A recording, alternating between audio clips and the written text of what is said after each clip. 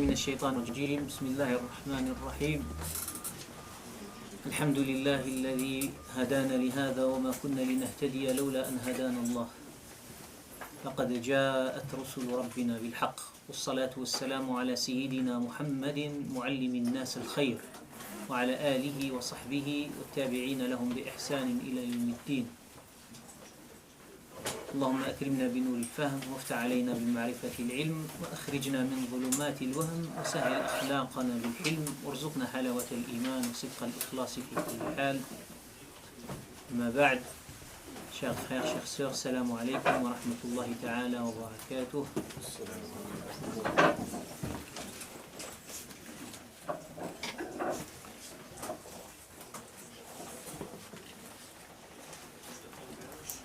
Notre Seigneur, Allah Tabaraka wa Ta'ala, nous a offert la chance d'exister.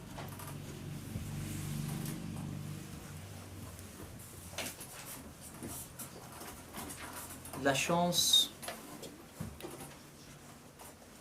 de pouvoir être immortel.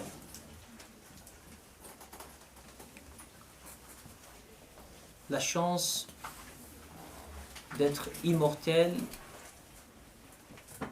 dans la demeure qu'il a fait pour ceux qu'il aime.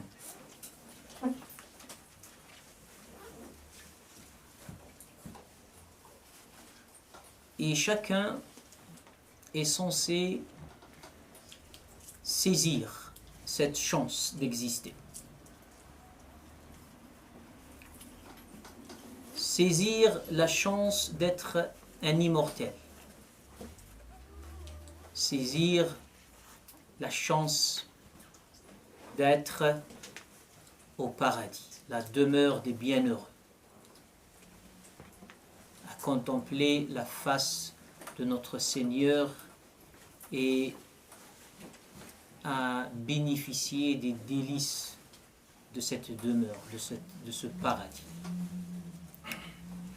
Seulement, Allah Tabaraka wa Ta'ala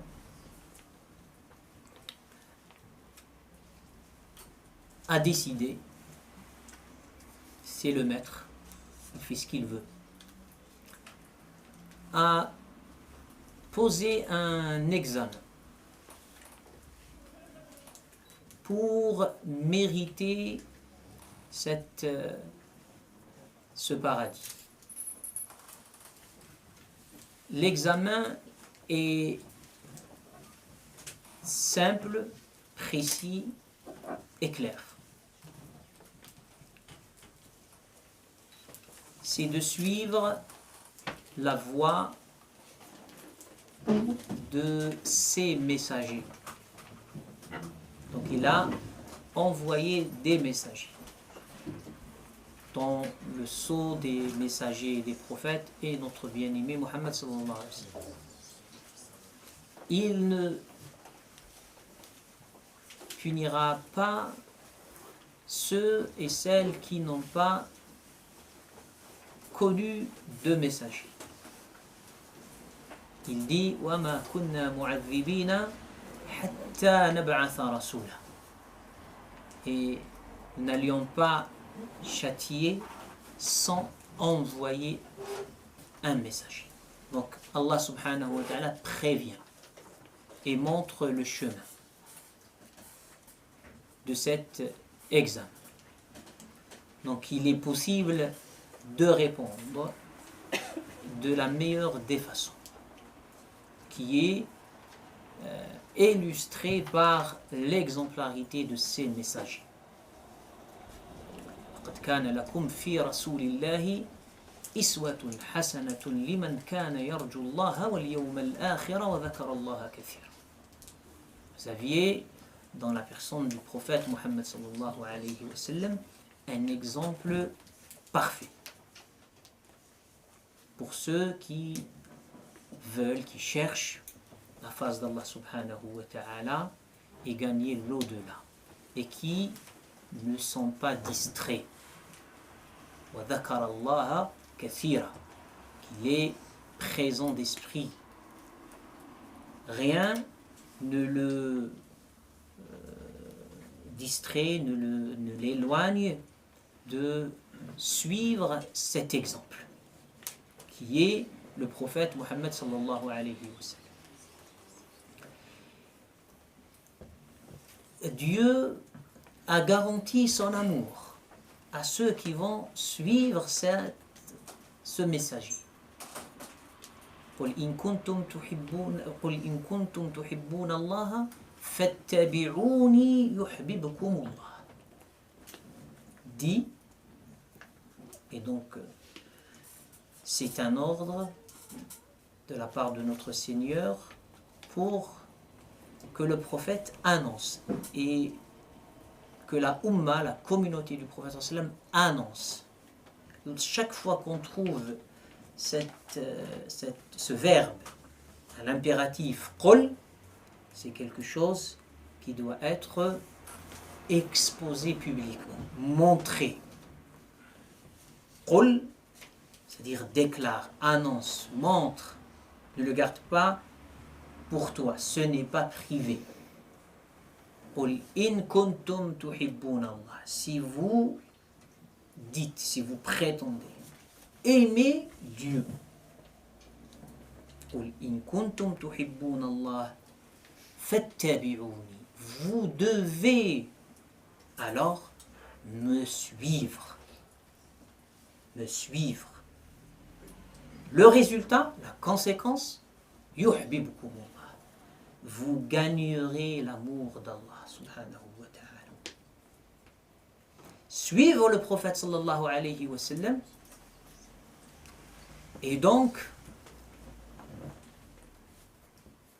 un élément déterminant dans notre relation à notre Seigneur. On ne peut pas passer autrement dans cette relation. Il faut passer par l'exemple Muhammad sallallahu alayhi wa sallam. Le suivre demande tout d'abord une connaissance et un savoir de sa propre personne. Qui était Muhammad sallallahu alayhi wa sallam? Tu ne vas pas suivre quelqu'un qui t'est inconnu. Comment tu vas le suivre? C'est impossible. Et donc, toute la littérature de nos savants pour nous expliquer la sira du prophète sallallahu alayhi wa sallam, c'est-à-dire sa biographie, sa vie et son vécu, vient pour répondre à cette non-connaissance, non-savoir de la personne du prophète sallallahu alayhi wa sallam. Et dans la sira, on a des sous-catégories. On a, par exemple, Shama'il al-Muhammadiyya. Shama'il, c'est-à-dire les caractéristiques du prophète Muhammad sallallahu alayhi wa sallam, au niveau physique et au niveau éthique. Sallallahu alayhi wa sallam. Donc il est bien décrit.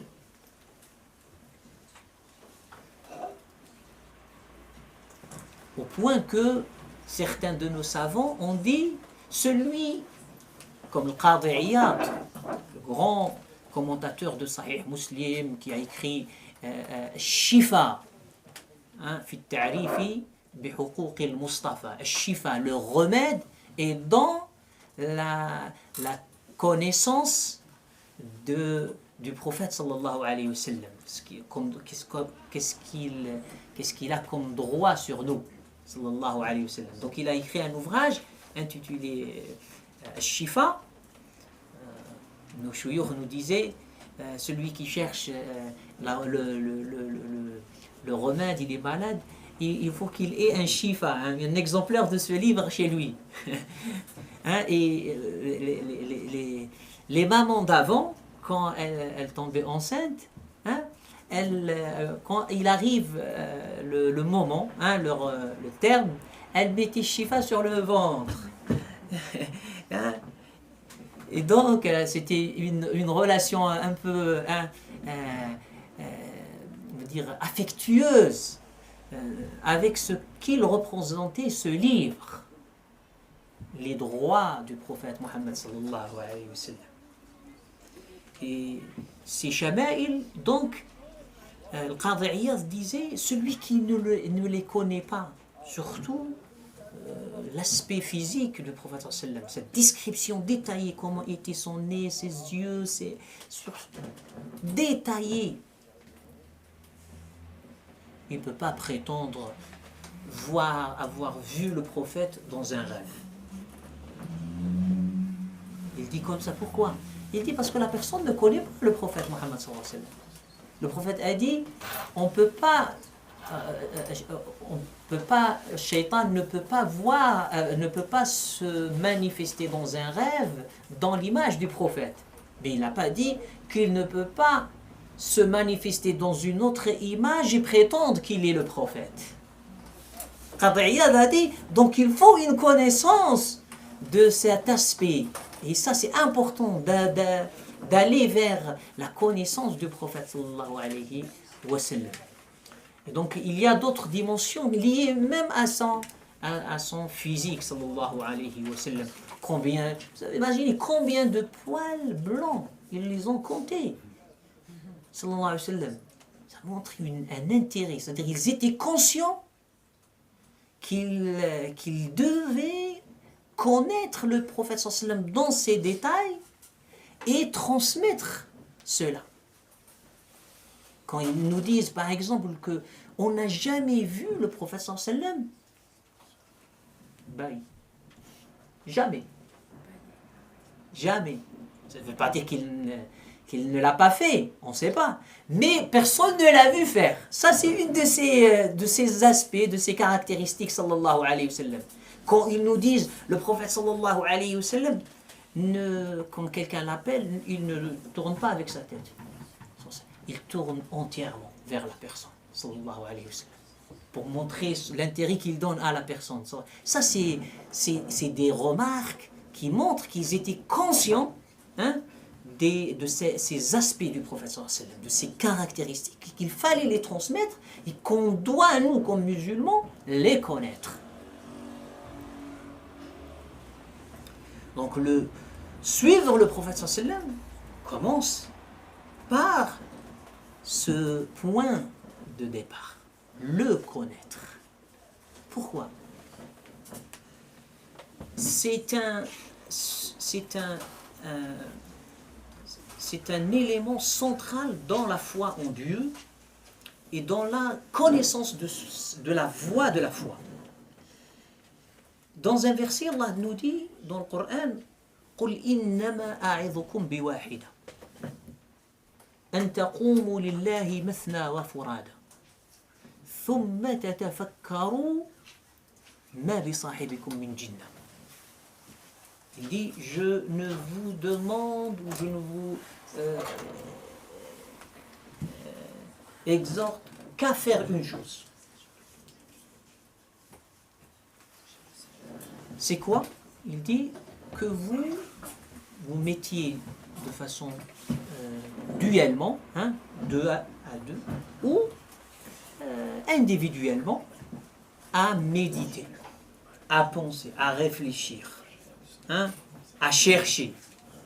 Donc, c'est une action d'esprit. Oui.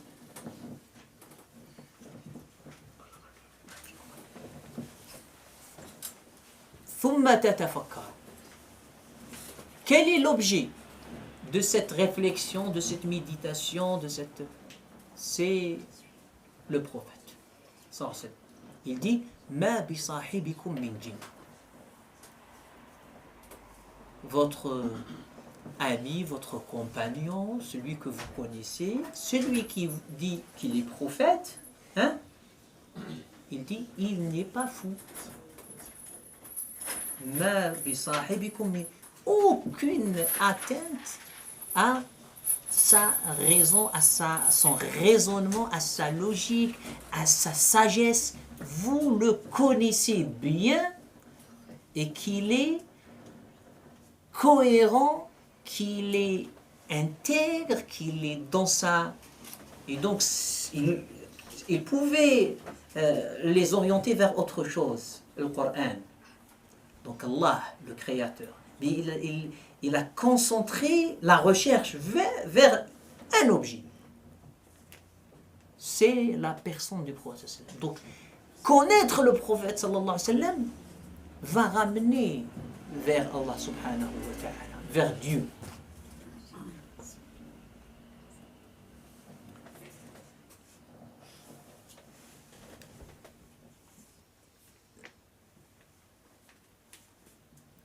Cette connaissance du prophète sallallahu alayhi wa sallam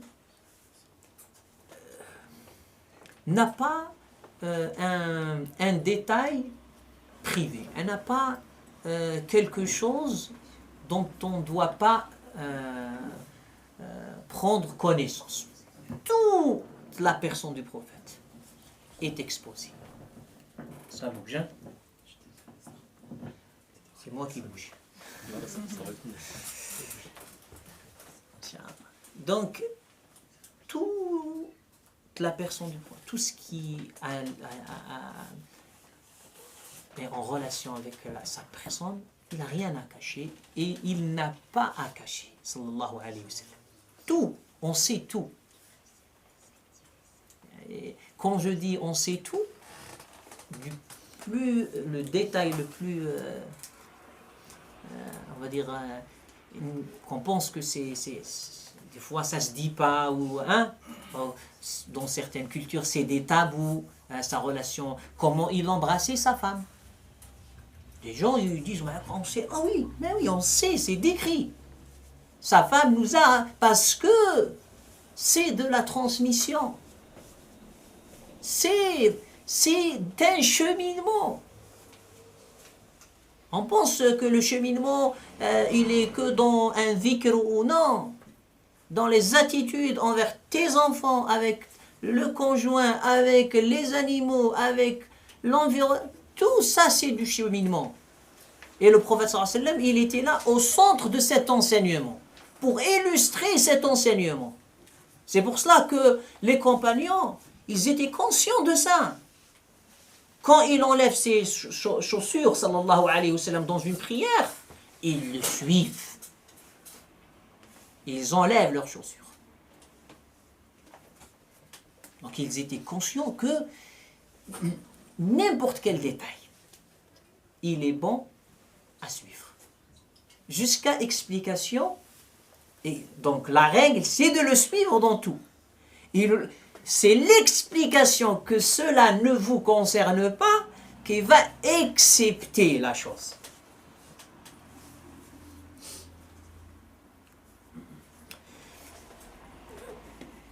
Lorsqu'on veut suivre le prophète sallallahu alayhi wa sallam, et donc on prend connaissance, on étudie, il y a plusieurs facteurs qui peuvent orienter cette connaissance. Et du fait de cette orientation, on peut tomber dans le déséquilibre. Donc un déséquilibre au niveau de la connaissance du prophète produit un déséquilibre dans le suivi du prophète sallallahu alayhi wa sallam. Je vous donne des exemples un peu choc, exprès. Quelqu'un, par exemple, ne se réveille pas à al-Fajr. Il va pas savoir comment faire. Ou bien il va penser que c'est la fin du monde, ou bien que c'est qu'il est loin de Dieu, ou que... Mais quand il sait que le prophète sallam a raté un fajr, jusqu'à que le soleil s'est bien levé, il va avoir une autre compréhension. Donc c'est un détail, c'est une connaissance. Mais cette connaissance va produire quelque chose dans ta façon de voir, de ta compréhension, dans tes attitudes, quand on voit que le prophète n'a pas, il a réagi de façon à dire, allez, changeons d'endroit, hein, c'est cet endroit-là, apparemment, hein, il nous a fait bien dormir. Hein. Satan, il a eu raison sur nous. Donc, l'attitude du professeur, comment il a corrigé la situation, comment il a montré que c'est humain, que ça peut arriver, hein, et qu'il faut se reprendre, on va dire. Tout ça, c'est des enseignements du prophète sallallahu.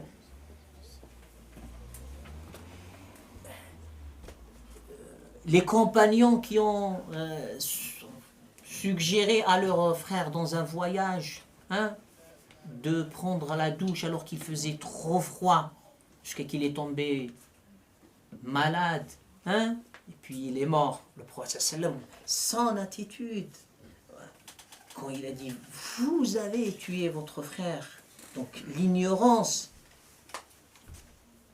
qui devient le mufti. Ça, c'est un enseignement du prophète sallallahu alayhi wa sallam. Il ne savait pas, donc il ne fallait pas donner des réponses. Donc ça crée des attitudes. La pudeur du prophète sallallahu alayhi wa sallam, lorsque il entre Uthman ibn Affan et puis il cache le bas de sa jambe, sallallahu alayhi wa sallam. Tout ça, quand on connaît les détails, donc chaque fois qu'on s'étend dans la connaissance de ces détails liés au prophète sallallahu alayhi wa sallam, un équilibre s'installe automatiquement. C'est pour cela que Allah subhanahu wa ta'ala, lorsqu'il dit dans le Coran « وَكَذَلِكَ جَعَلْنَاكُمْ أُمَّةً وَسَطًا لِتَكُونُوا شُهَدَاءَ عَلَى النَّاسِ وَيَكُونَ الرَّسُولُ عَلَيْكُمْ شَهِيدًا » Nous vous avons fait une communauté équilibrée. Wasata, je le traduirai par équilibré. Et je vais dire c'est quoi l'équilibre. L'équilibre, c'est l'excellence. L'équilibre, c'est le summum. L'harmonie, c'est ça l'équilibre. C'est ce qui rend les choses belles, parfaites, excellentes. C'est pour cela que le prophète sallam, quand on le décrit physiquement, il n'est ni trop long, ni trop court, ni trop gros, ni trop mince. Tout ça, c'est d'ailleurs ce qu'on appelle en maths le point d'or, hein, qui est un point qui montre cet équilibre dans les choses. Et c'est ça qui fait l'esthétique, la beauté de toute chose. Et la supériorité au niveau qualitatif d'une chose ou une personne. Et le prophète sallam, il est la meilleure des créatures d'Allah subhanahu wa ta'ala. Il est l'homme parfait. Sallallahu alayhi wa sallam. C'est pour cela qu'il est le témoin par excellence. Sallallahu alayhi wa sallam. Et cette umma de Muhammad sallallahu alayhi wa sallam devrait être à l'image du prophète sallallahu alayhi wa sallam. Si elle le suit, donc elle tend vers l'excellence, la perfection, la beauté. Et c'est ça, tout ça c'est l'ihsan. L'ihsan, ce n'est pas autre chose que ça.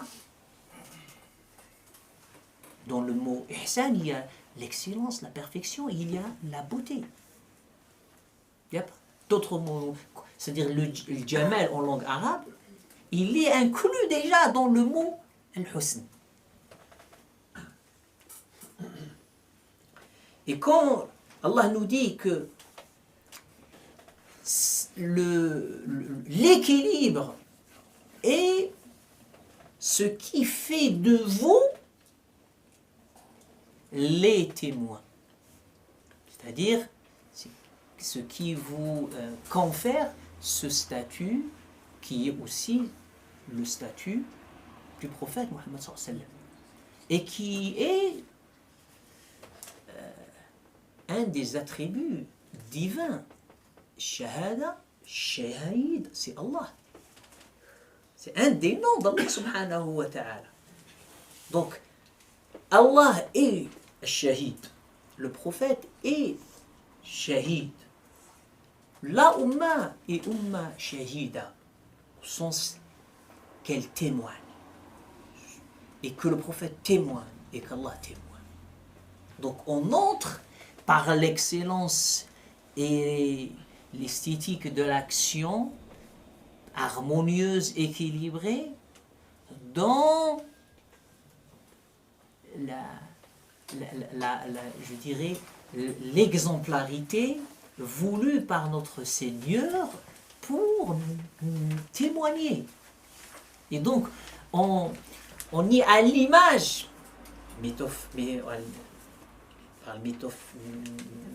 métaphoriquement, à l'image de notre Seigneur.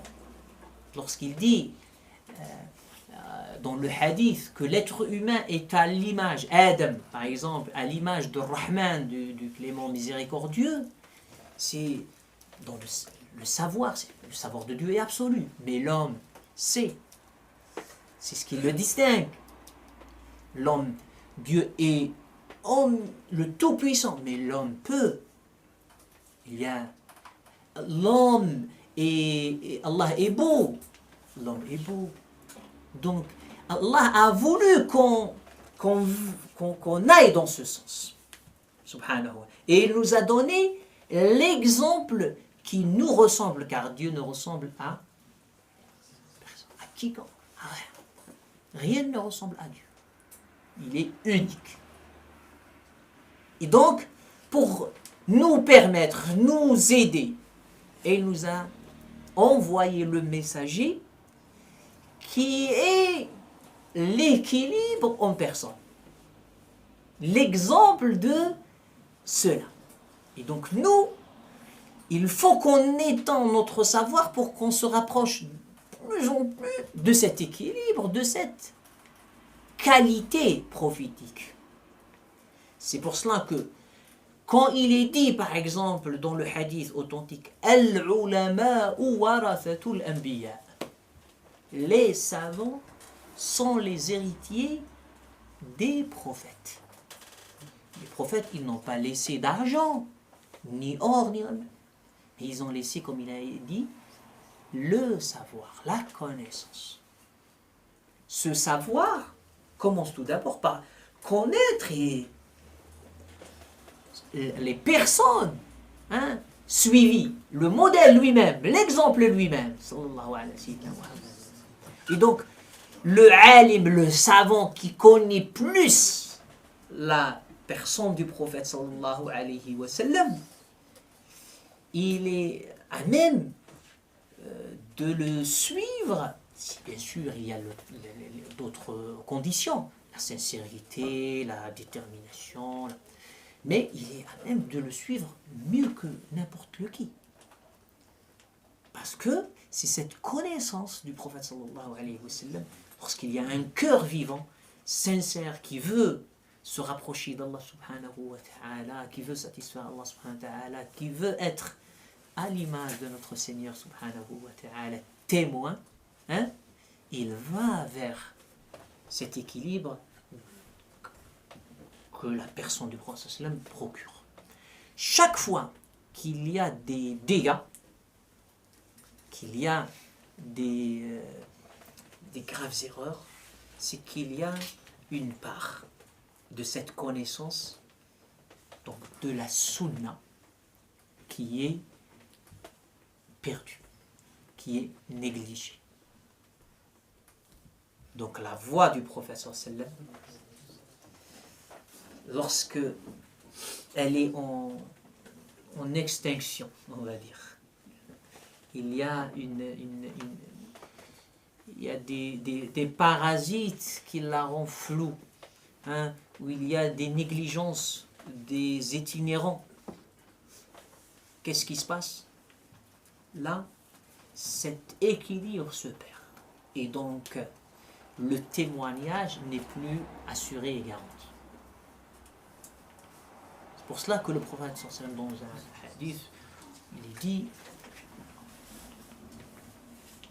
que celui qui revivifie la sunna du prophète sallallahu alayhi wa sallam, dans les moments où les gens la négligent, la perd, c'est comme celui qui tombe martyr. Une sunna du prophète sallallahu alayhi wa sallam. Vous imaginez? C'est pour cela, lorsqu'on prend conscience de cela, nous devons engager un effort de recherche de cette sunna. Le mot sunna est important. Sunna, il y a une voie bien travaillée, aplatie, elle est facile d'accessibilité, elle est sûrement, elle conduit sûrement à l'objectif. C'est ça le mot sunna, c'est une règle non changeable, qui ne change pas. C'est pour cela que Allah a choisi ce terme pour montrer les rapports dans l'univers, les règles. Sunnat Allah. Il a donc sa sunna Allah. Allah a sa sunna, c'est-à-dire il a posé une voie qui régule les choses. Et le prophète, sallallahu alayhi wa sallam, par sa sunna, il régule notre rapport, nous qui avons le choix, avec la sunna divine dans la création. C'est pour cela qu'à chaque manquement de la sunna du prophète, il y a une déstabilisation de la sunna divine dans la création. L'harmonie assurée par l'équilibre tremble. C'est pour cela que le péché est une corruption de la création.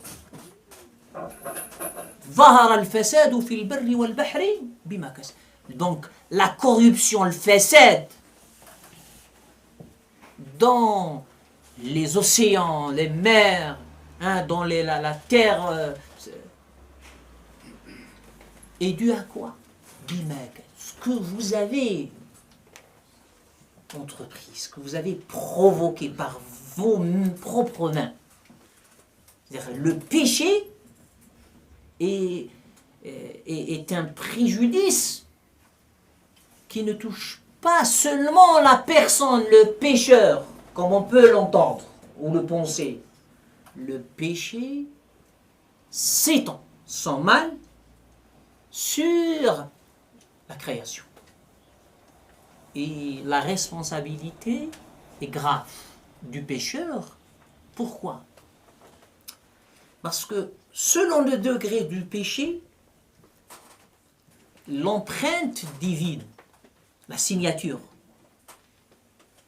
elle va devenir floue pour les chercheurs. Ceux qui cherchent, qui sont en train de chercher. Qui a fait ça? Le tableau, il est signé. Il est signé. On ne peut pas, si l'image, elle est nette, on ne peut pas se tromper que c'est Allah, c'est Dieu. Chaque fois qu'il y ait le péché, celui qui est en recherche, la mission lui devient plus compliquée et difficile.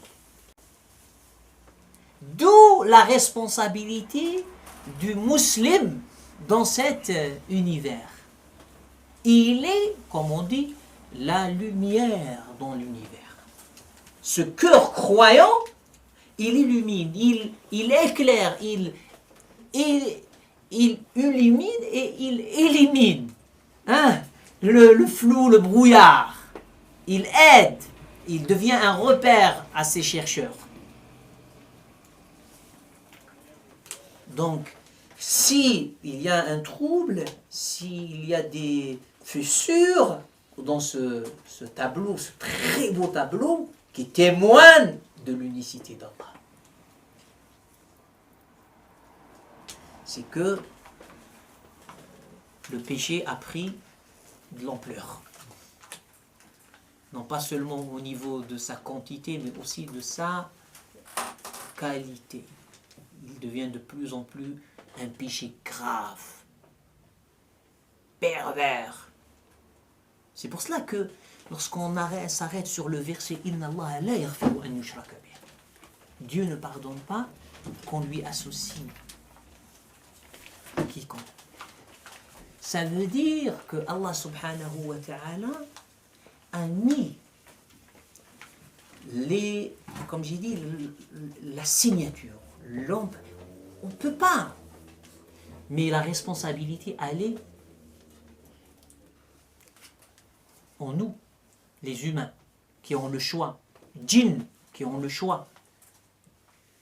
Nous devons faire attention à cette sunna du prophète sallallahu alayhi wa sallam qui garantit l'harmonie de l'être humain. Il entre en harmonie, en cohérence avec le reste des éléments de cette unité. On danse la même danse. On joue le même morceau. Il n'y a pas un qui va sortir. Je donne cette image qui est... Mais je sais qu'aujourd'hui la culture, elle est très, on va dire, visuelle, très... comprendre ça, c'est très important. Nous, par exemple, lorsqu'on est à Al-Kaaba, on tourne autour du Kaaba. Si quelqu'un vient au sens contraire, il perturbe. Il peut provoquer même des accidents. C'est vrai ou pas? C'est ça le péché. Le péché est simplement ça. Si on est là-bas et on tourne, on va comprendre le péché, c'est quoi. Quelqu'un qui va tourner contre le sens voulu. L'orientation, le chemin du prophète, il a commencé comme ça. Tu comprends pas, tu le fais. Tu le fais pas, t'as provoqué une perturbation qui peut conduire à des dégâts. Des gens meurent, et là, ah ouais, comment, oui, mais pourquoi t'as pas suivi? Tu ne sais pas, tu ne connais pas, suis. Prends connaissance de ce qu'il a fait, ce qu'il a dit, et suis-le. Sois sûr que là, il n'y aura rien. Que du bien. Si tu vas à l'autre sens, donc si tu vas dans le péché, tu crées le déséquilibre. Tu deviens un acteur de déséquilibre. Un déséquilibré qui provoque le déséquilibre. C'est ça le péché, dans sa profondeur spirituelle. Alors, le prophète sallam parlait, le prophète sallam agissait, le prophète sallallahu alayhi wa sallam approuvait, le prophète sallallahu alayhi wa sallam avait des émotions, des sentiments, sallallahu alayhi wa sallam, qui se voyaient ou on va dire, on les percevait. Donc tout ça, c'est ça la sunna du prophète sallam qui a été transmise. Lorsqu'on ne connaît pas la sunna du prophète sallam dans sa grandeur, dans son étendue, on pense que la sunna du prophète sallallahu alayhi wa sallam, elle est que quelques paroles, ou bien elle est que quelques actes. Et souvent, et ça, je mets le doigt sur un de nos problèmes d'aujourd'hui, et souvent, on fait attention qu'aux actes apparents, c'est-à-dire la marche, mouvement du corps, regard, ça c'est... Mais tout ce qui est acte du cœur du prophète sallallahu alayhi wa sallam, on le néglige. Alors que l'essentiel, c'est dans le cœur, des actes. Donc, parmi la sunna à revivifier de notre bien-aimé Mohammed sallallahu alayhi wa sallam, c'est la sunna des actes et des cœurs. Aujourd'hui, elle est négligée. On pense que le prophète sallallahu alayhi wa sallam, comment aimer le prophète sallallahu alayhi wa sallam? Ça veut dire pas nous qui l'aimons, mais lui, comment il aimait les choses, comment il aimait l'amour comme acte du cœur de notre bien-aimé Muhammad sallallahu alayhi wa sallam. La pitié comme acte la clémence comme acte du cœur du prophète sallallahu alayhi wa sallam, le pardon comme acte du prophète sallallahu alayhi du cœur du prophète sallallahu alayhi wa sallam. Il faut aller à ces sunnahs du prophète sallallahu alayhi wa sallam. Ce n'est pas seulement la prière, ça c'est bien, ça ne veut pas dire qu'on la néglige. C'est essentiel de prier la nuit, le jour, faire le jeûne, tout ça c'est des actes importants. Mais je souligne cette négligence qui se creuse de plus en plus.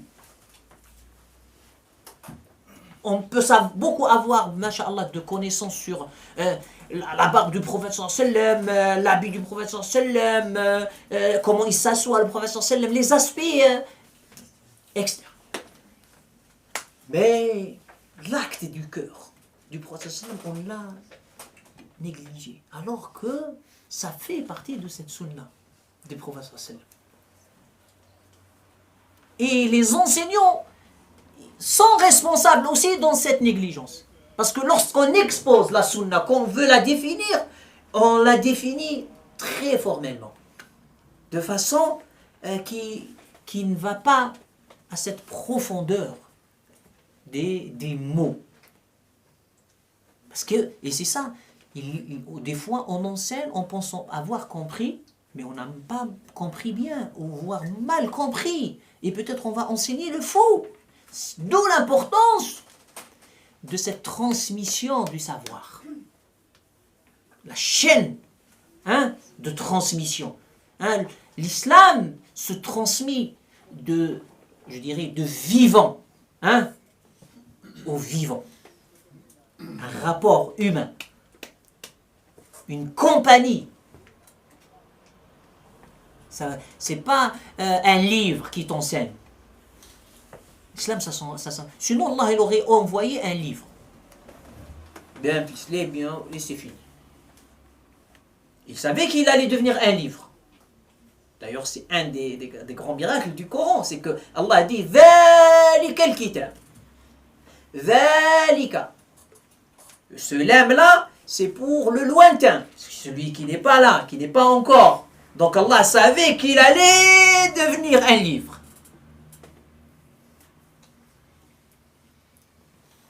Mais il a envoyé un homme. Et à cet homme, il lui a envoyé un messager, un ange, un être pur. Ça, c'est un enseignement. Le prophète sallam, la relation entre lui et ceux qui l'ont suivi. Les premiers, le contact avec lui. Ceux et celles qu'on appelle les sahaba. C'est ça?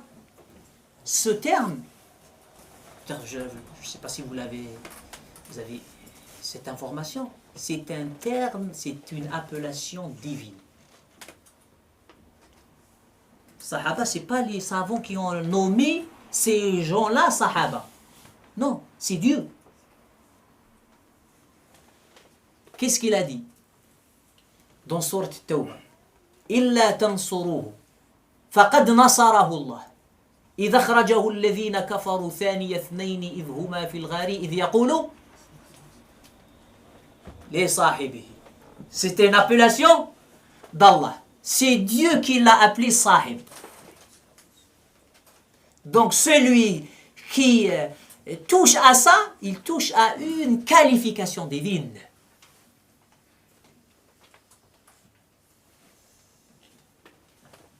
Allah est vrai et dit vrai. C'est ses compagnons, sallallahu alayhi wa sallam. Et Allah nous annonce que cette qualité de sohba, de la compagnie, elle est connue comme règle de la transmission. Et qu'ils seront, donc avant qu'il soit la compagnie du prophète sallallahu alayhi wa sallam, les compagnons du prophète sallallahu alayhi wa sallam, ils sont déjà cités où? Dans la Torah et l'Évangile. Muhammadun Rasulullah. وَالَّذِينَ مَعَهُ. Là, il ne les a pas nommés. وَالَّذِينَ مَعَهُ أشداء على الكفار رحماء بينهم تراهم ركعا سجدا يبتغون فضلا من الله ورضوانا ذلك مثلهم في الإنجيل. Il dit c'est leur image donnée dans l'évangile et leur image dans la Torah, et il va la citer. Donc, c'est-à-dire Allah subhanahu wa ta'ala a choisi cette belle compagnie pour transmettre son dernier message. Et qu'il a voulu que la transmission du dernier message part par des vivants, par un contact physique. Hein? Quand il est venu, Jibril, l'ange, à poser les questions au prophète sallallahu alayhi wa sallam sur l'essentiel. L'essentiel. Il est venu dans une apparence humaine. Ça, c'est un enseignement. Il pouvait entendre une voix, il pouvait venir dans une image d'un oiseau, il pouvait... Qui empêche? Il est venu dans une apparence humaine. Ça, c'est un enseignement. Et puis, comment il est habillé, comment il est comme ça, comment il s'assoit, tous ces détails-là, à la fin, il pose les questions, il répond, il lui dit « Hada Jibril ». C'est Jibril qui est venu vous enseigner votre dîn. Votre relation à Dieu, c'est ça dîn. Votre relation à Allah. L'islam, l'iman, l'ihsan, c'est la relation avec Allah. Et quand on dit relation avec Allah, ça ne veut pas dire qu'il n'y a pas les autres relations. Car toute relation est soumise à la relation à Allah. Et si tu sais ta relation à Allah, les autres, ils vont s'ordonner. Systématiquement. Systématiquement. C'est la relation à Allah. Et comme il se doit, les autres relations, quelle que soit la relation, ils vont être dans l'harmonie, dans cette voie du prophète, la sunna du prophète. Donc l'action des cœurs est nécessaire. Et nous devons prendre conscience qu'il y a une science des actions des cœurs. Puiser de quoi? De la sunna du prophète. C'est pas inventé. Quand le prophète sallallahu alayhi wa sallam, quand il dit lis le Coran, j'aime l'entendre d'autrui. J'aime l'entendre. J'aime, c'est un acte du cœur. Cet acte, le prophète il nous explique là comment il se produit par une lecture belle et tout ça. Donc choisir le lecteur, aller chercher celui qui est... Hein, les assises du Coran, tout ça, ça vient d'un enseignement. Que je trouve mon cœur dans une assise du Coran. Parce que le prophète aimait ça.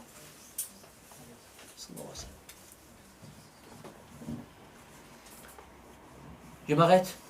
Hein? Sinon, je vais rester parler. Hein? Et je vous laisse si vous avez des commentaires, des objections, des questions. À vous la parole, Inch'Allah.